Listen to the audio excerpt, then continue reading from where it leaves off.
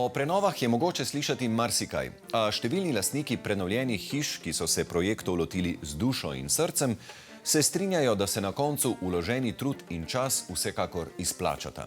In tega mnenja sta tudi lastnika zgledno prenovljene hiše v mestnem jedru Škofje Loke. Čeprav so ju mnogi ob nakupu dotrajane, več kot 400 let stare hiše gledali malce postrani, jim ob končnem rezultatu danes zastane dih. Zato ne čudi, da si je prenova prislužila tudi priznanje za kakovostno prenovo kulturne dediščine, ki jo s partnerji podeljuje Šola prenove.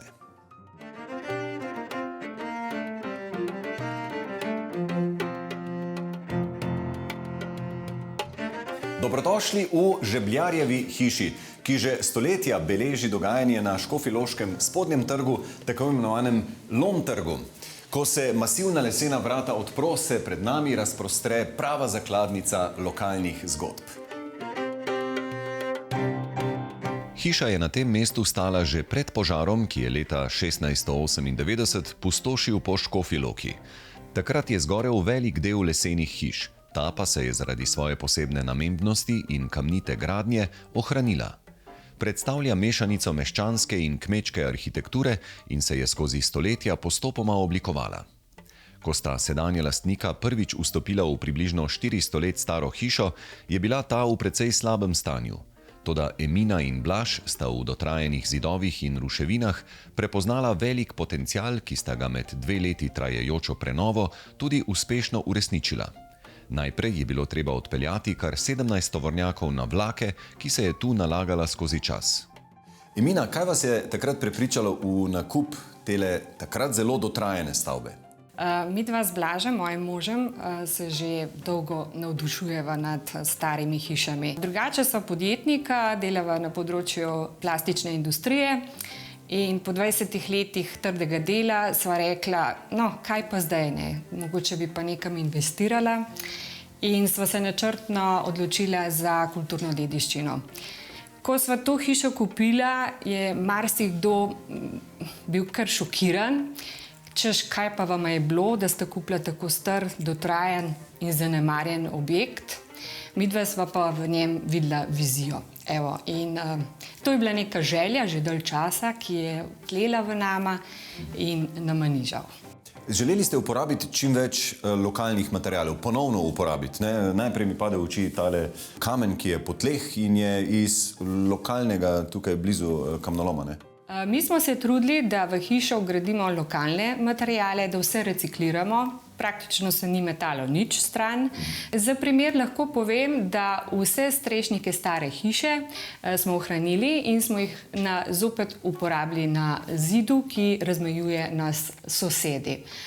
Iz lesenih delov je zatrep hiše in gank. Vsa okna in vrata so prav tako iz slovenskega macesna. V notranjosti najdemo kar nekaj takih sladkorčkov, ki ste jih uspeli rešiti. Na katere ste najbolj ponosni? Zagotovo smo najbolj ponosni na strop, ki je star več kot 300 let, nosi letnico 1779. Po dometi smo našli tudi eno zanimivo kamnito cestno muldo, za katero najprej sploh nismo vedeli, kaj je. Potem, ko so nas iz Zavoda za varstvo kulturne dediščine obiskali, so seveda ugotovili, da gre za cestno muldo, ki je včasih očitno neko funkcijo imela, potem so jo pa vgradili v to hišo. Rdeča nit je bila tudi dediščina Ivana Groharja. Kje vse ste jo vpletli? Ta hotel se imenuje Impresijo. To je latinska beseda, vtis, ko vidiš nekaj lepega. V objekte kulturne dediščine moramo dati neko vsebino. Midva z možem sva razmišljala, da se pokloniva Ivanu Groharju, impresionistu, ki je slikal rad v Škofji Loki.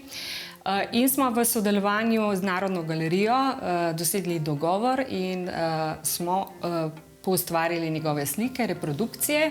Ko pa smo raziskovali, kje pa je ta sejalec, ki je njegova najbolj znana slika nastala, smo po zaslugi gospe Jožice Osolnik, ki je teta mojega moža, tudi ugotovili, kje je izvirno nastala ta slika. Verjetno ni splošno znano, da je sejalec kot slika nastal po fotografiji Augusta Bertolda. Izvirno lokacijo smo našli in smo prišli na idejo, da na tej lokaciji poslikamo našo hčerko Emo.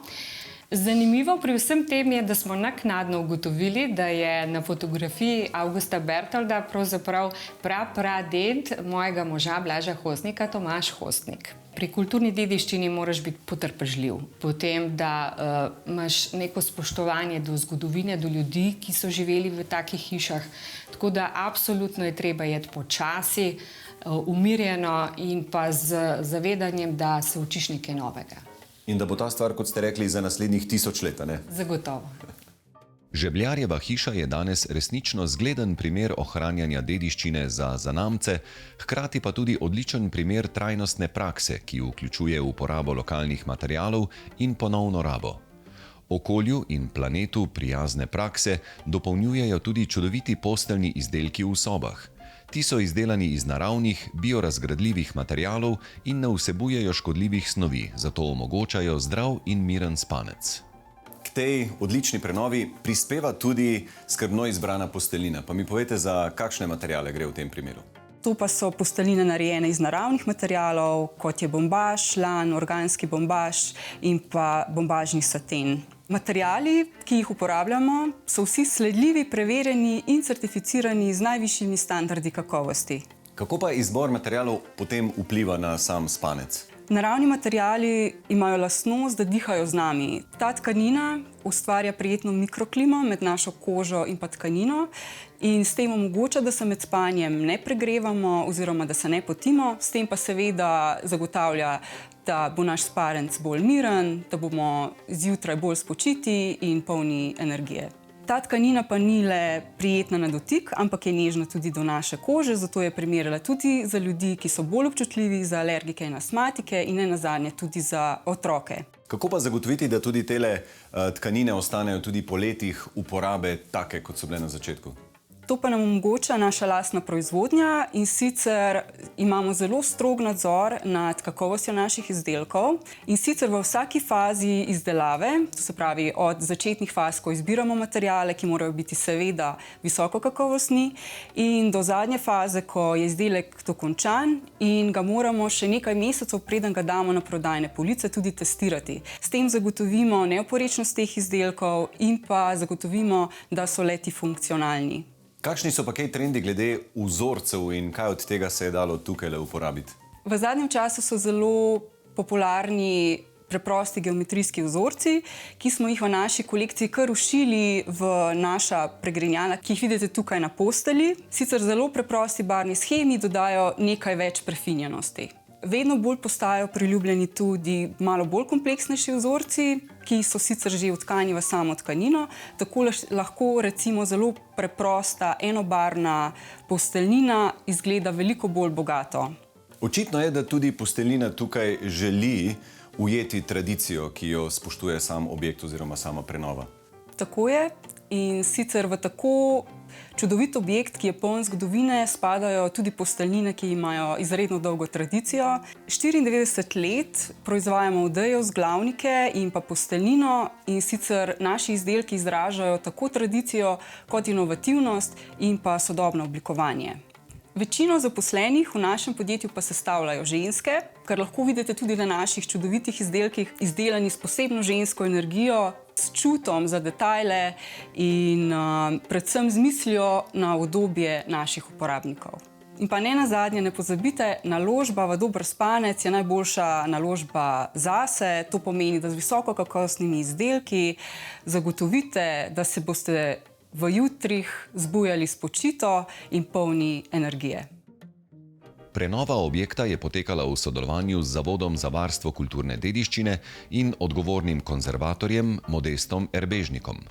Z željo po ohranjanju dediščine so na gabaritih porušene žebljarske delavnice na vrtu postavili nov objekt, ki danes ponovno služi svojemu namenu. Ob temeljitem sondiranju objekta so naleteli na številna presenečenja. Eno izmed njih je bil lesen vogal hiše, ki pa je bil žal že preveč dotrajan, zato so ga morali nadomestiti z zidanim. Mateja, tale hiša ima bogato zgodovino tudi na en specifičen način in sicer vsak izmed vpletenih je z njo nekako povezan in menda tudi vi. Povejte, kako. Res je. V tej hiši ste se pazili moji dve hčerki, teta Štefka je bila njun varuh in ko sta me lastnika poklicala in povabila k sodelovanju, kar nisem mogla verjeti, da govorimo o isti hiši in o teh spominjih, ki so nastajali v tem objektu. Tako da sem bila vesela povabila in tega sodelovanja. Kako bi pa ocenili zahtevnost prenove, glede na to, da so sledili nekim novim programom in glede na to, da so bile vseeno neke smernice za ohranjanje dediščine? Prenova je po svoje zahtevna, a po drugi strani je prenova en zelo lep, ustvarjalen proces. Mislim, da je bila celotna ekipa zavezana temu, da ohranimo vse, kar je moč ohraniti. In samo to, kar je bilo dano v tem objektu, izboljšamo. Mogoče je bil res največji izziv spraviti v to malo hiško, postaviti cel ustroj, sobe in vse, kar tak objekt zahteva, pomeni cel servis funkcioniranja malega butičnega hotela. Kako ste utrdili konstrukcijo? Najprej se začne s tem, da mora hiša biti stabilna. In tudi pri stari hiši je to prvi poseg.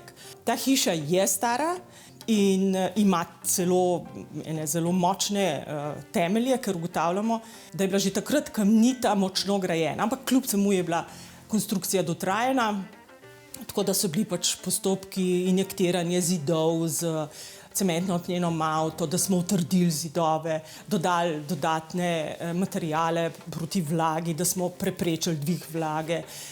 Hišo smo povezali z jeklenimi vezmi, zato da je trdna in da lahko čaka nova stoletja, upajmo.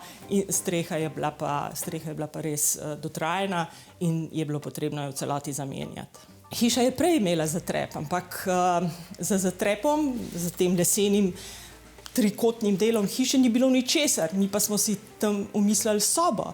Zato je bilo potrebno tudi to oblikovati tako, da smo mi spustili nekaj svetlobe v to sobo. Ampak danes, če si opazovalec, se ti zdi, da je popolnoma enak, kot je bil prej, pa ni.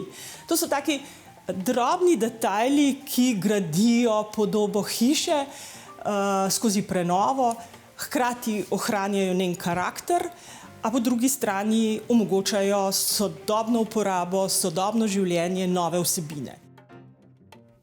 Prenovljena Žebljarjeva hiša dokazuje, da lahko zapuščen objekt z dovolj predanosti, potrpežljivosti in poguma postane zgodba o uspehu.